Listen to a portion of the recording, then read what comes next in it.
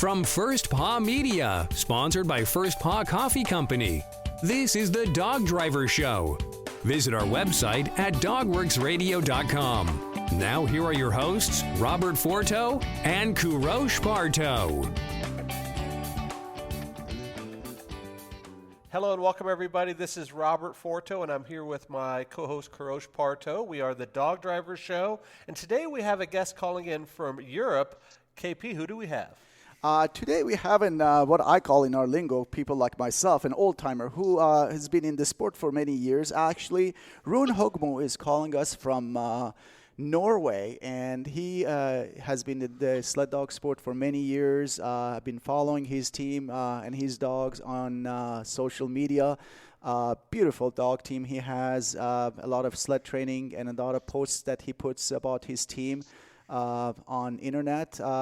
Really happy to have him and listen to his experience and his stories throughout the years. Roon, welcome to our show, and for our listeners, tell us a little bit about yourself. Okay, I'm a 63 years old guy from North Norway. I have only 30 kilometers to the Arctic Circle. And I have been doing this for more than 40 years. I had my first dog and pulka, and I was running on ski. And then I buy more, and then we have more. And now today, it's 16 dogs on the kennel. Very good. And throughout the years, Roon, you raced all different classes. Is that correct? What are the classes that you raced in all these years? I start with 3 dogs, Siberian Husky. And it's so long time ago, so we drive 3 dogs. And we drive 12 kilometers, 3 days for the biggest competition. So it was not so easy to, you have to be fit, but I was young. and then it started with the mixed dog in the beginning of 80. And then I moved to Sweden with 9 dogs and family, and there it took off. Then I have a lot of dogs. I have more than 30, 40 dogs as most. And then I was competed against Egil Ellis and Birgitta Holmgren. It was a big sport. Aina Teres. And me, I have had we have cooperated about dogs, work together. I have some dogs from her in this time. She was very early with mixed breed, Forster, Greyhound. So I have been running mid-distance. I have been running sprint. I have. I run what is most for me today. It's mid distance because it's easy to do. I have time, and it's not so much work with training. Yeah, to our listeners, a lot of time we hear mid-distance from European, Norwegian, Swedish mushers. That's what we actually call kind of the open class for us, which is in Alaska we run open class 30 miles, which is around, 65, 45 kilometer. Roon, tell me about your dogs. What is the background and bloodlines behind your dogs? Today is hounds from Hege Ingebrigtsen. When I moved home from Sweden, 98, I have Alaska Huskies. So I lost 10 years with this mixed breed. So I have a big team with Alaskan and was driving in the mountain. I was on with tent. I had like hobby to go in the mountain fishing. Then I go for some competition with sprint, with mid-distance, what is on the plan this next weekend. I drive what's come up. But today it's hound. And the main the main line, I think I will say trigger from Maria Lindqvist, who Hege Ingebrigtsen by many years ago. And then I drive these dogs for many years, 8-dog class. They was very hot dogs, eager to run, and not possible for me to run more than 20 kilometers with these dogs. But then I breed with an Alaska Husky from Peter Karlsson in Sweden, one of his main leader. And then I have today 5 dogs from this litter, very good dogs. And they have a little bit coat, and they have very good paws. I don't think I want to have other dogs. I'm going to do this breeding one more time with his other lead dog, because I think they are very easy to handle, and they don't need so much service. And we drive today in Norway Trail. It's mountain, it's not so good trails. So I think they fit in there. I don't have so much dogs today. I have 14 dogs I have today. But that's the main line for my kennel. Roon, you mentioned something very interesting about the maintenance on the dogs, and the dogs who are easier to take care of than some of the higher percentage Forster or Greyhounds or Saluki hounds. Do you think it's important in bigger class to have this type of dogs, like open class or mid-distance? Or you think that is the direction that all limited drivers, even in 4 or 6, they have to go to? I think if I go for limited class and you see Hamar trails, that's more like Alaska trails.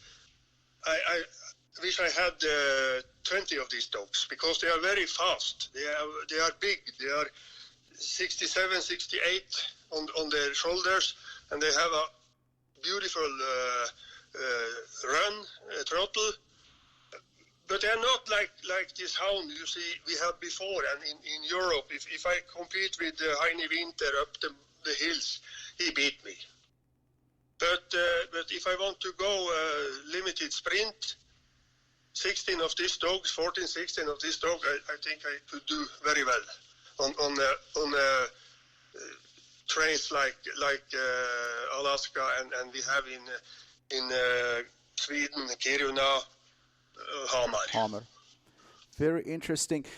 Roon, being so close to the Arctic Circle, you said you're very close to the Arctic Circle. How many months of the year do you train and race sled dogs in your area? Yeah, I start in August because it's so cold here. I live inland, but it's only 80 kilometers to the coastline. So we have a lot of valleys and mountains around us. So it's very couperet. Is it correct to say couperet? Mm-hmm. Terrain, up and down. Yes. So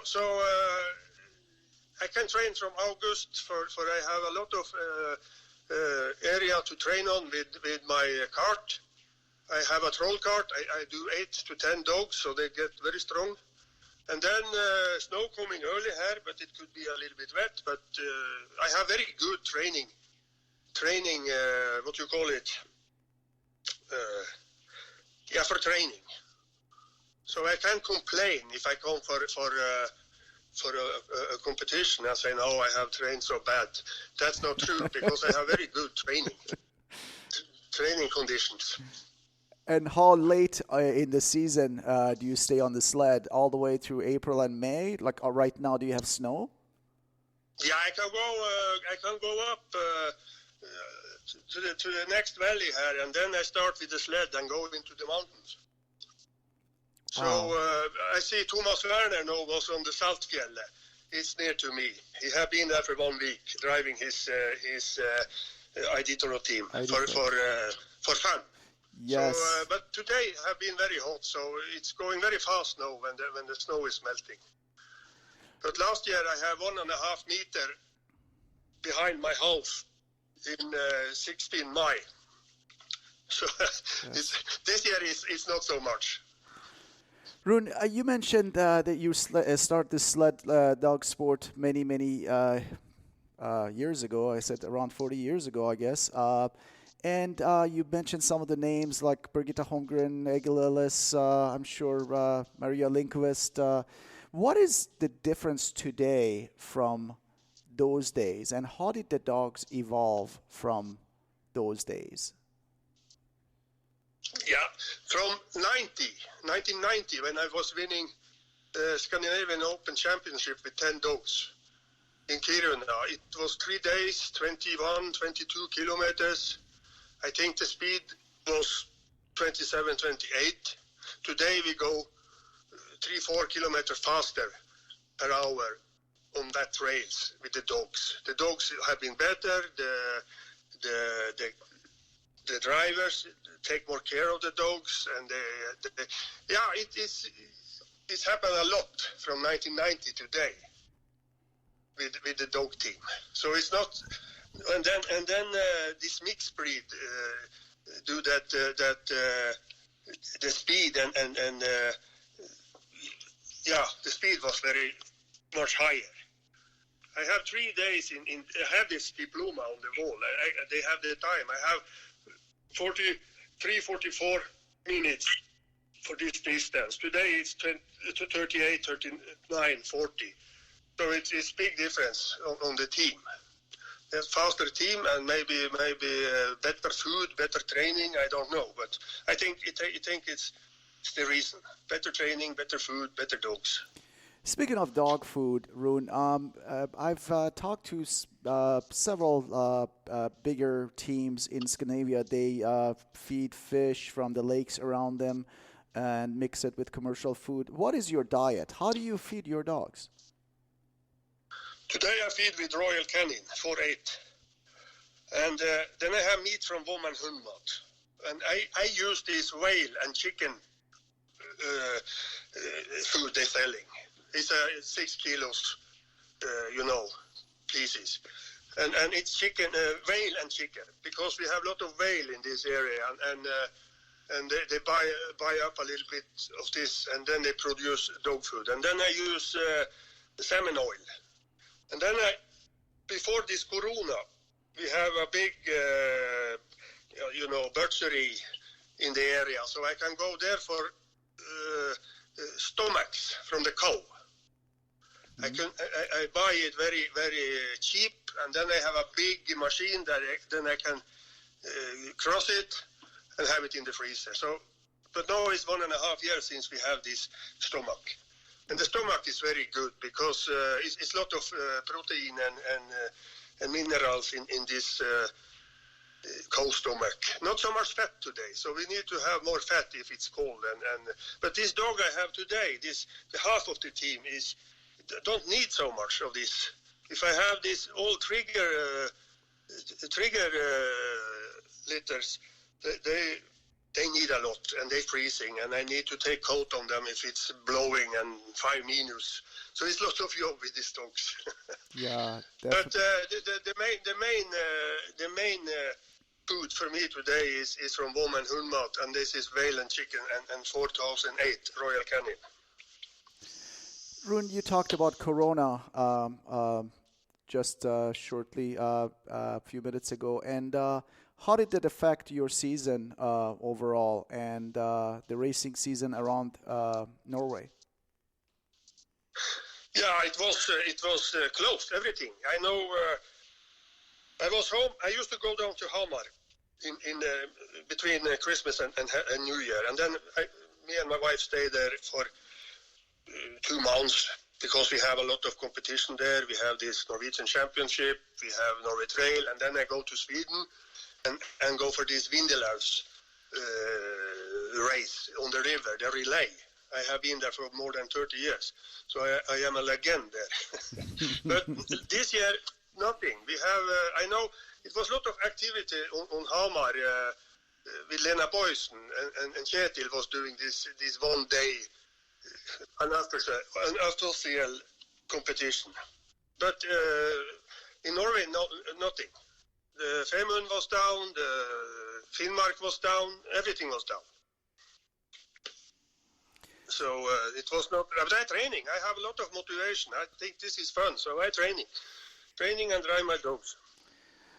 Speaking of training, Roon, so when you prepare for Norway Trail, give me your regiment. How do you prepare your dog team for Norway Trail to race against, the Germans who come from a different type of training background? Usually they go to Lillingen or other places to find snow, but the dogs are different. The training is different. How do you train for those races?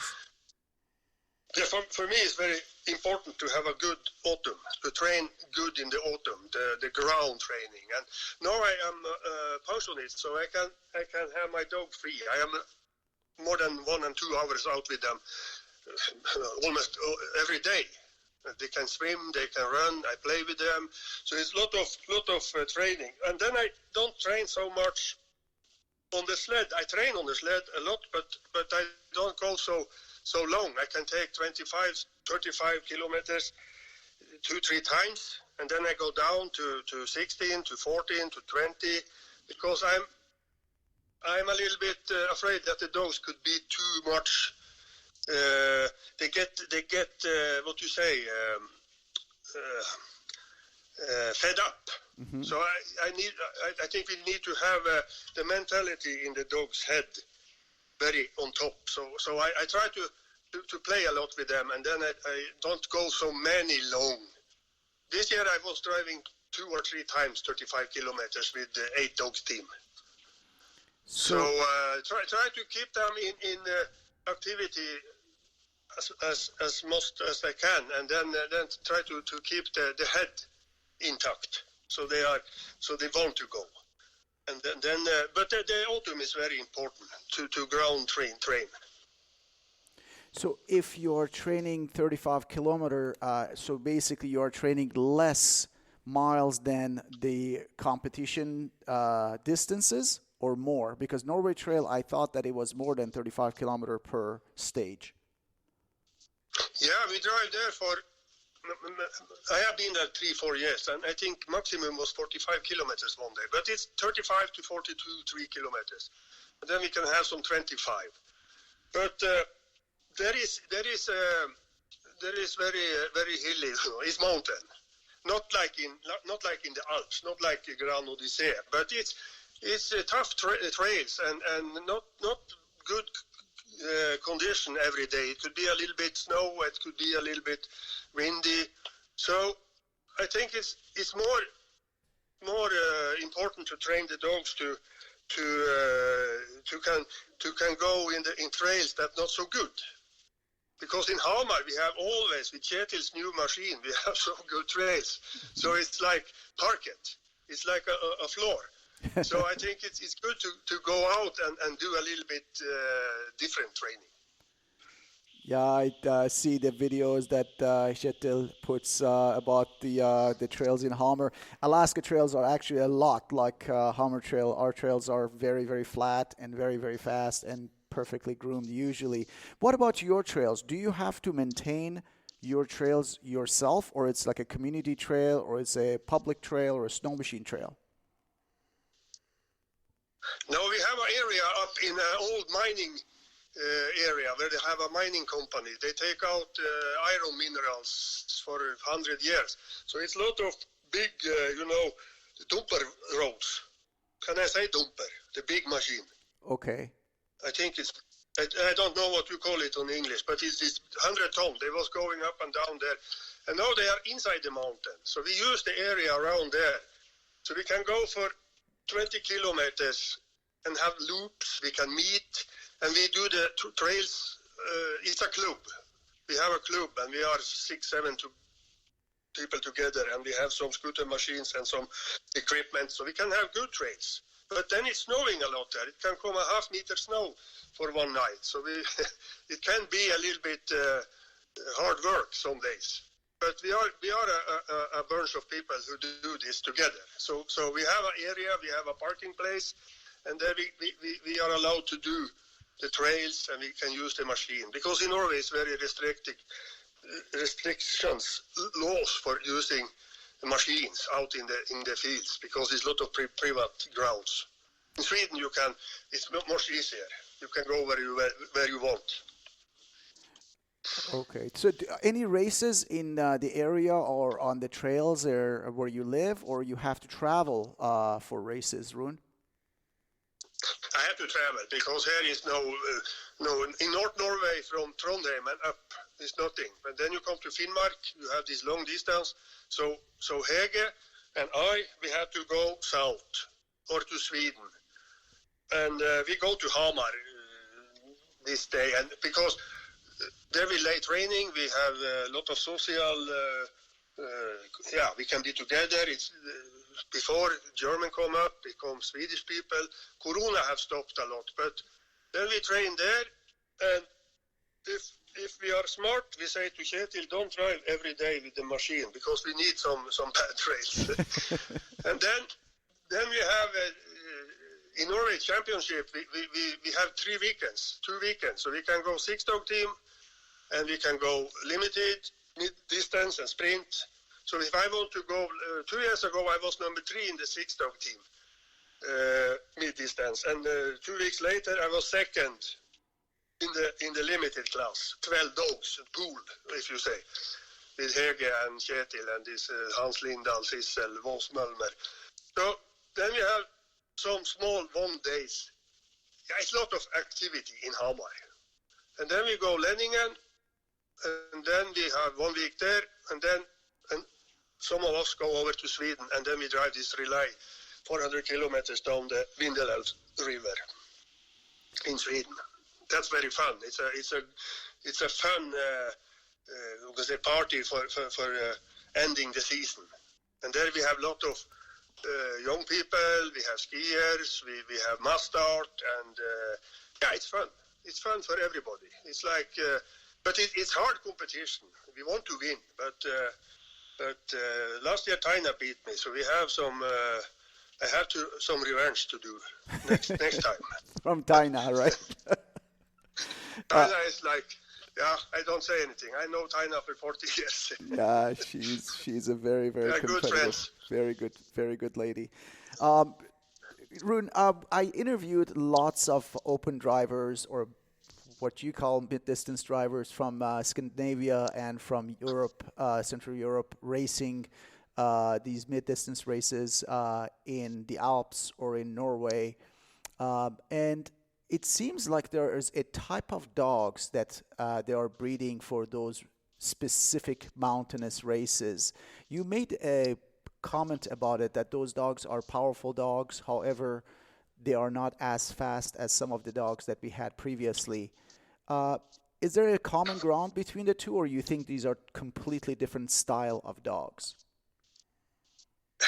I think it's a little bit different styles of dog, but I think more is the training, because if we go to Hamar and drive, let's say, 23 kilometers with Heine Winter, with Tom Andres, Rudi Roepers is an old gentleman. He is driving very fast, and they keep the speed up on 31, 32 kilometers an hour. So I don't know. These big dogs today. It's a lot of big dogs today. Before I was afraid big dogs because they were so hurt if you train them too hard. But today it's so many good big dogs. So they have a lot of power in a 6-dog team, in a 8-dog team. They are 30 kilos and strong. And okay, it is not going so fast in the mountain, but I have seen speed from Tom, from Heine.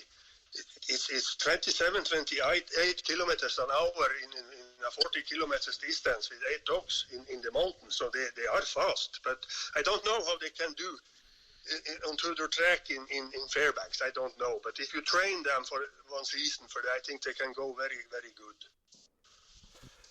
Roon, I have one question before we go, and that's the question I ask all of our guests, and that is, if a person is just getting involved in the sport and they wanted some advice, one piece of advice, what would you tell them?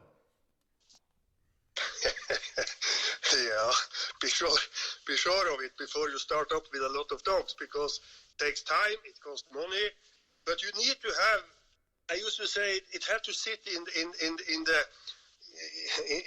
the back, in the head, that you have the genius interesting of this dog and this mushing, and if not, I have seen a lot of people doing this for 1-3 years, and then they go for another sport. So you need to have this I don't know, maybe a gen in the body to do all this, because 40. I buy my first husky in 76, and now it's 2021. So I think you need to have the gene in the brain, in the body. Very good. Yeah, that's good advice for sure. KP, anything else for Roon? Roon, I wanted to thank you for spending last 20-30 minutes with us. I really enjoyed chatting with you. I'll be following your videos and your pictures with your dogs and your training in Norway, and hopefully next season is going to be a full season for all of us around the world, so we can watch all these beautiful races and beautiful dogs running around. Yeah, that's the main goal, I think, for me and Taina and Thomas Werner and all these old guys. And the main goal for me is to beat Hege and Kjetil next year. How much? So that's my goal. I can't do anything else, because it's expensive to travel out in the Europe. I wish to go to this Heine Winter competition. We call it Alpentrail, I think. La Grande Odyssée is for young people, up and down there. So I keep me in the lower land, not up on the tops. Very good. Roon, thank you very much for joining us. We will get the links and things over to you as soon as it is available. On behalf of our guest today and my co-host, KP, this is Robert for the Dog Driver Show. We will see you guys next time. Goodbye. From First Paw Media, this is the Dog Driver Show. We hope you enjoyed this podcast, and we invite you to subscribe in Apple Podcasts, Spotify, Stitcher, or wherever you get your podcasts. You'll find a link on the episode notes. You can tap or swipe on the episode cover art, and you can see some offers from our sponsors. You can support our show by supporting them. If you like what you have heard, we would love it if you could give us a 5-star rating and tell your friends how to subscribe too. Your hosts are Robert Forto and Kourosh Partow. Our producer is Robert Forto and created for First Paw Media.